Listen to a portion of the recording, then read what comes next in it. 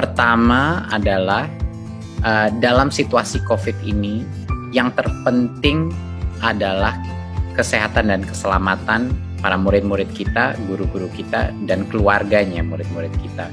Dan prinsip dasar itulah yang kita gunakan. Makanya dalam paparan ini akan terlihat bahwa relaksasi dalam pembukaan sekolah ini dilakukan dengan cara yang paling konservatif yang bisa kita lakukan. Artinya ini merupakan cara terpelan untuk membuka sekolah sehingga keamanan itu diprioritaskan. Berikut bisa masuk paparan. Ya, prinsip utama di masa pandemi adalah kesehatan dan keselamatan, itu nomor satu. Memang banyak yang dikorbankan dengan adanya sekolah ini belajar dari rumah. Banyak yang mungkin tidak kualitas pembelajaran ada yang dikorbankan, dan juga kualitas daripada semua pembelajaran daring pun tidak semuanya sama, dan banyak sekali yang mengalami kesulitan. Tetapi di masa pandemi ini, di mana kita masih dalam krisis COVID-19, Kemendikbud mengambil sikap bahwa kesehatan dan keselamatan adalah yang utama. Dan itu akan terlihat dengan strategi kita ke depannya. Berikut. Ya, sekarang kita masuk kepada pendidikan anak usia dini, dasar, dan menengah. Rencana ke depannya. Seperti yang saya telah informasikan sebelumnya, tahun ajaran 2020 dan 2021 itu tidak berubah jadwalnya, tetap saja pada bulan Juli 2020 ya. Tapi jadwal itu tidak berdampak kepada metode apa pembelajaran yang ada, maupun daring ataupun tatap muka.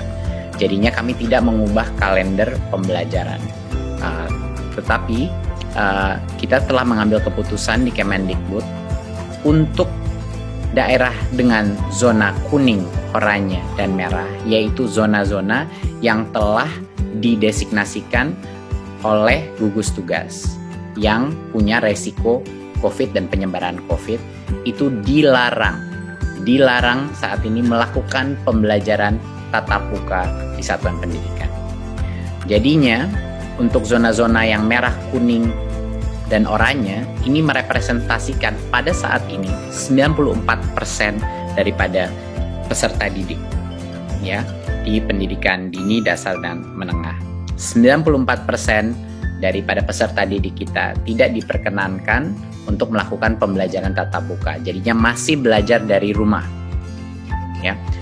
Yang 6% yaitu yang di zona hijau, itulah yang kami memperbolehkan pemerintah daerah untuk melakukan pembelajaran tatap muka, tetapi dengan protokol yang sangat ketat, yang itu yang akan kita jelaskan.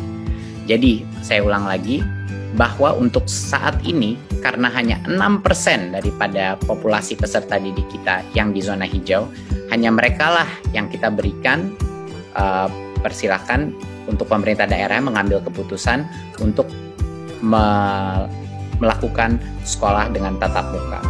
Sisanya yang 94% tidak diperkenankan, dilarang karena mereka masih ada resiko penyebaran COVID. Berikutnya.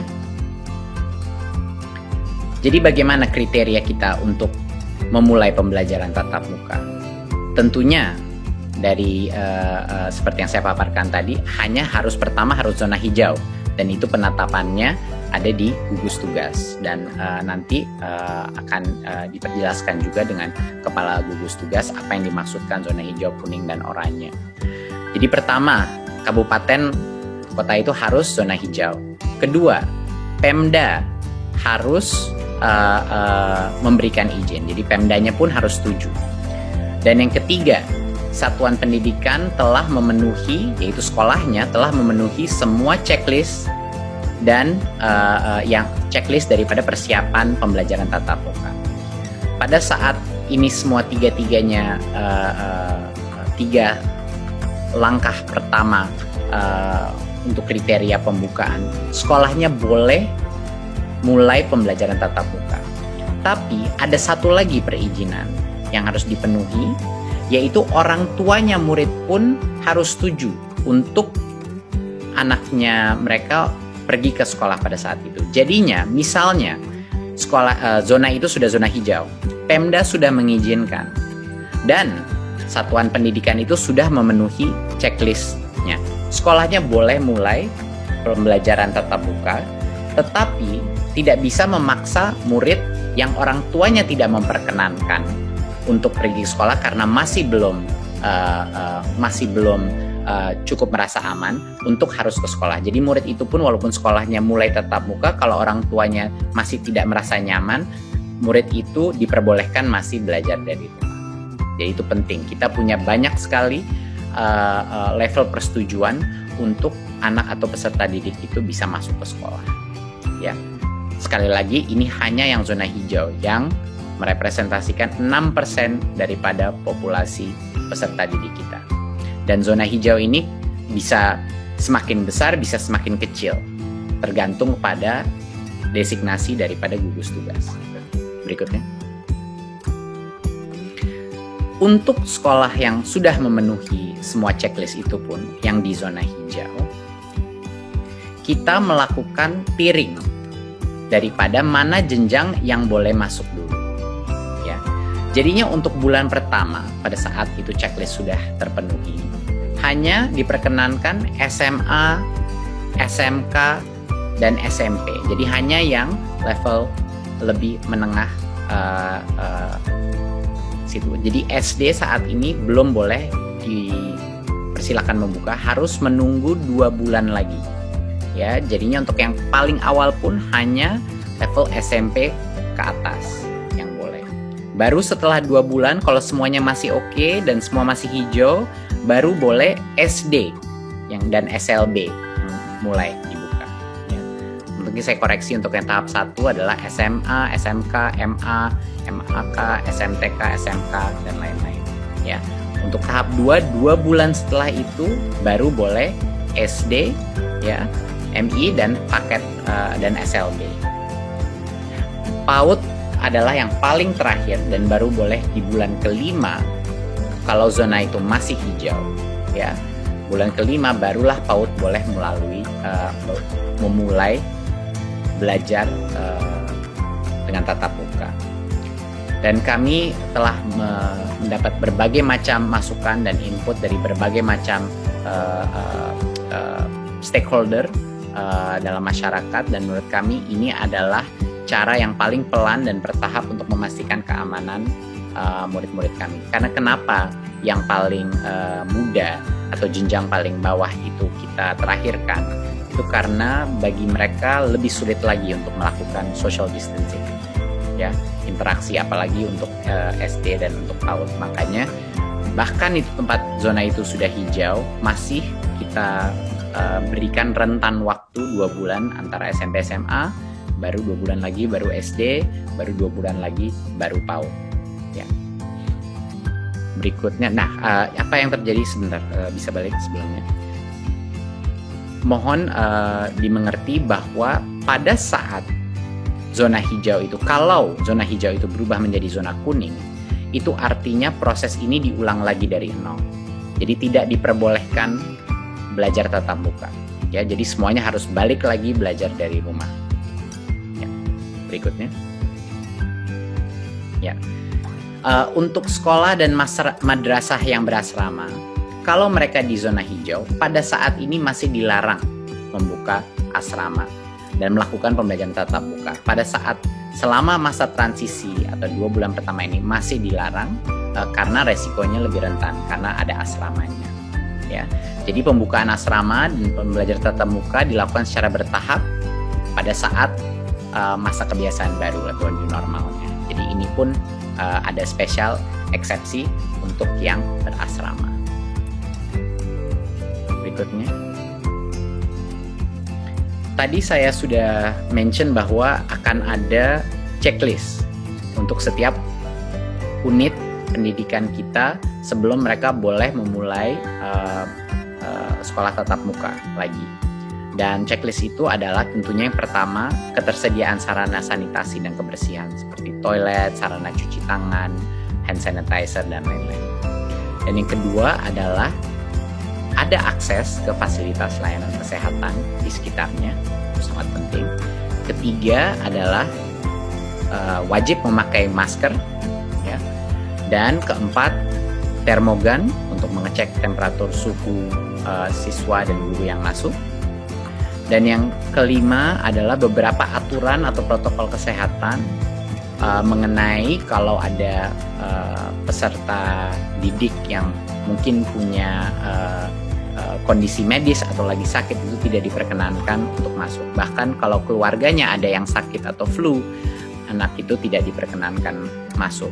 Dan guru dan orang tua yang punya resiko komorbiditas juga sebaiknya tidak masuk dulu ke sekolah, ya, apakah itu diabetes atau hipertensi dan lain-lain komorbiditasnya, ya. Dan yang terakhir adalah checklist yang terakhir, harus ada kesepakatan dengan komite satuan pendidikan, ya, untuk melakukan pembelajaran tatap muka. Jadinya harus ada komunitas persetujuan musyawarah bahwa sekolah itu terbuka. Dan itu akan kita masukkan sebagai bagian dari checklist ini. Jadinya banyak sekali checklistnya untuk bisa memulai pembelajaran tatap muka. Protokol ini sesuai dengan protokol kesehatan yang kami dapatkan dari Kemenkes, dan kami bekerja sama dengan Kemenkes untuk memastikan protokol kesehatan ini sudah align atau dengan arah yang sama dengan standar Kementerian Kesehatan.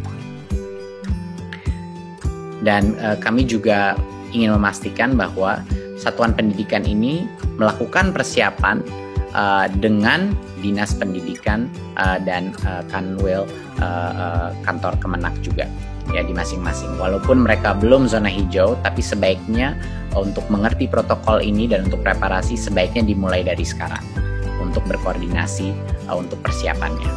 Berikut. Ya. Jadi salah satu hal yang terpenting tadi kita sudah mention mengenai masa transisi. Jadinya pada saat itu sekolah, misalnya di bulan Juli di zona yang hijau di satu kabupaten ingin memulai, dia sudah semua checklist sudah terpenuhi dan dia memulai pembelajaran tatap muka. Tapi tidak bisa normal dulu. Selama 2 bulan pertama dia buka, ada berbagai macam restriksi yang kita akan lakukan. Yang terpenting adalah dalam kondisi kelasnya. Yang tadinya peserta didik rata-rata itu 28-30 anak per kelas, untuk 2 bulan pertama maksimal 18 peserta didik per kelas. Ini untuk pendidikan dasar dan menengah, ya. Jadinya sekitar kapasitasnya setengah atau 50%, sekitar 50% daripada kapasitas normal. Jadi secara otomatis sekolah ini yang melalui masa transisi ini harus melakukan proses shifting, ya, harus ada shifting.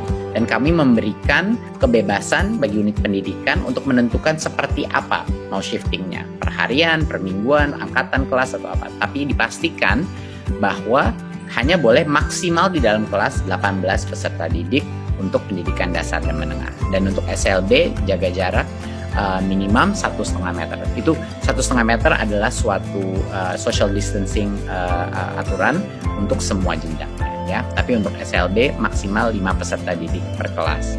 Dan PAUD jaga jarak 3 meter dan maksimal 5 peserta didik per kelas. Itu pun pada saat kalau PAUD kan masih sampai tercepat pun baru 5 bulan dari sekarang di zona yang hijau. Dan jadwal pembelajarannya seperti yang saya sudah bilang tadi, itu ditentukan oleh masing-masing satuan pendidikan sesuai dengan situasi dan kebutuhannya. Ya, jadi walaupun masuk sekolah kapasitas pun dibagi, ya, jadi sekitar 50% kapasitas yang diperbolehkan masuk. Dan ini selama 2 bulan pertama. Ya, baru setelah 2 bulan masih hijau, tidak ada masalah, sudah benar-benar mengenal protokol yang baru boleh new normal, di mana lebih banyak peserta yang boleh masuk sekolah. Berikutnya, oke. Tentunya ada beberapa lagi, tentunya menggunakan masker itu masih pada saat masa transisi dan akan dilanjutkan pada saat masa new normal, bahkan setelah 2 bulan pun masih harus.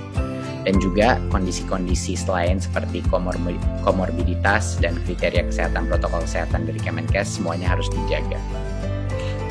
Berikutnya. Berikut. Ya. Pada saat masa transisi ini, semua aktivitas di mana anak-anak itu bercampur, berinteraksi antara kelas, itu tidak diperbolehkan. Jadi selama masa transisi ini, hanya boleh masuk ke kelas langsung pulang. Jadinya aktivitas seperti kantin, di mana anak-anak dari berbagai macam kelas berkumpul, itu tidak diperkenankan selama 2 bulan pertama. Juga kegiatan olahraga dan ekstrakurikuler itu belum diperbolehkan selama masa transisi. Ya, dan aktivitas-aktivitas lain, kegiatan belajar mengajar seperti KBM itu belum diperbolehkan pada saat masa transisi. Jadi esensinya adalah prinsipnya apapun aktivitas-aktivitas yang perkumpulan sifatnya atau yang mencampur antara satu kelas dan kelas lain itu belum diperbolehkan dalam masa transisi. Berikut. Jadi selama masa COVID ini, kami di Kemendikbud ini adalah suatu kebijakan yang telah kita keluarkan sebelumnya.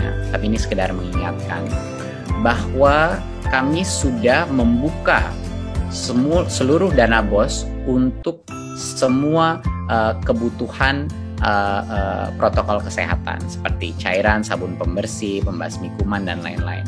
Dan untuk pembelajaran jarak jauh pun juga bisa dipergunakan untuk beli kuota, paket data, baik buat guru maupun peserta didik.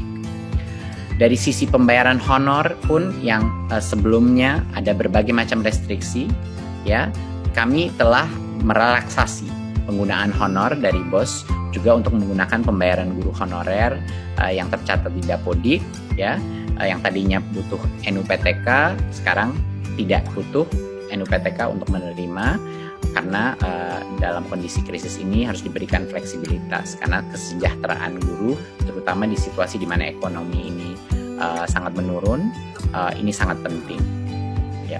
Dan juga yang tadinya ada batas 50% daripada dana BOS bisa digunakan untuk perbayaran honor, ketentuan itu pada saat masa COVID ini kita lepas, jadinya boleh lebih dari 50% untuk dibayar untuk honor karena situasi ekonomi juga.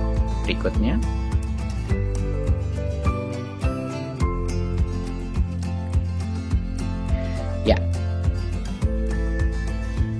Ya, BOP PAUD juga sama, ya, alokasinya bisa digunakan untuk berbagai macam pembelajaran jarak jauh maupun juga untuk protokol kesehatan. Sama juga yang tadinya honor itu hanya untuk transport pendidik, sekarang untuk pembiayaan honor pendidik bisa digunakan BOP PAUD sehingga lebih fleksibel, tidak hanya digunakan untuk transport, biaya transport pendidik. Dan yang sebelumnya persentase penggunaannya disekat-sekat, untuk masa krisis ini tentu besaran persentase per kategori itu dilonggarkan, jadi tidak ada lagi diberikan sekat-sekat, jadi sesuai dengan kebutuhan masing-masing PAUD yang ada. Jadi ini sekedar penekanan dari kami bahwa fleksibilitas penggunaan dana BOS itu bisa digunakan untuk melakukan masa transisi ini, ya, terhadap new normal, dan itu sudah kita bebaskan bagi masing-masing kepala sekolah untuk menggunakan diskresinya untuk menjaga protokol kesehatan jika mereka sudah di zona hijau.